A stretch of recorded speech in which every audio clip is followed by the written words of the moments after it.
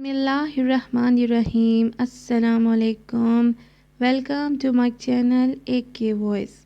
تاریخ انسانی میں یوں تو کئی قد آور لوگ گزرے ہیں، لیکن ایک قوم نے اپنی دراز قامتی میں ریکارڈ قائم کر دیا۔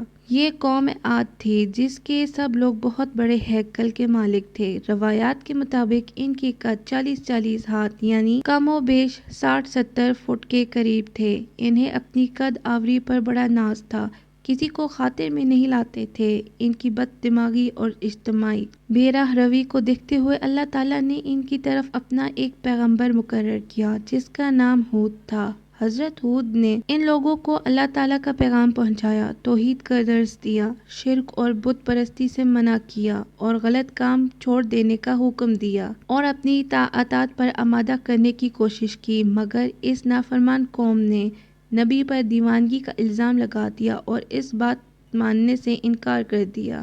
خدا کے اس الچی نے انہیں لاکھ سمجھایا کہ لوگوں، میں دیوانہ نہیں ہوں، بلکہ اللہ کی طرف سے مجھے مامور کیا گیا ہے۔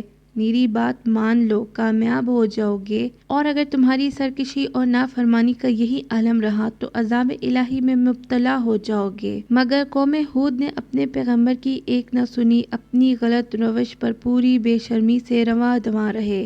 ان کی ہٹ دھرمی اور ڈھیٹائی اور بھی کچھ بڑھ گئی، یہاں تک کہ پیغمبر برحق کو دھمکیاں دینے لگے۔ لاکھ سمجھانے بجھانے کے باوجود بھی جب کی سرکشی کم ہونے کی بجائے بڑھتی چلی گئی تو اللہ تعالیٰ نے آخرکار اس قوم کی بربادی کا فیصلہ فرما لیا۔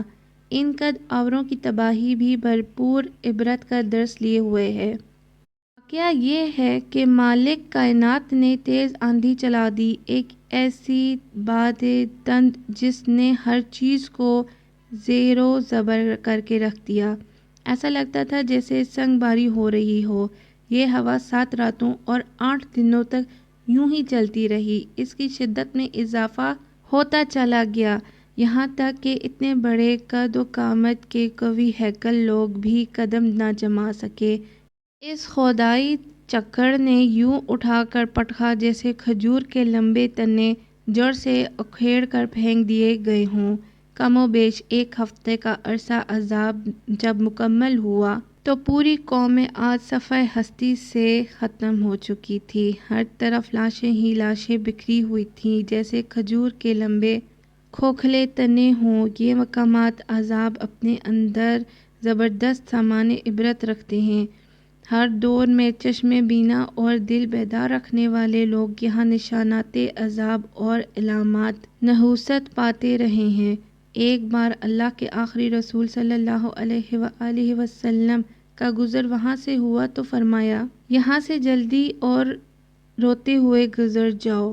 محققین نے لکھا ہے کہ وہاں کی زمین انتہائی بے آب و گیا ہے، مٹی اور ریت میں کوئی جان نہیں۔ اس وقت سے آج تک وہاں کوئی آبادی قائم نہ ہو سکی۔ سبزے کا تو سوال ہی پیدا نہیں ہوتا، انسان تو اپنی جگہ، جانور بھی وہاں نظر نہیں آتے۔ اللہ ہماری اور سب انسانوں کی نافرمانی اور اس کے نتیجے میں عذابات کے فیصلوں سے حفاظت فرمائے۔ آمین ثم یا رب العالمین۔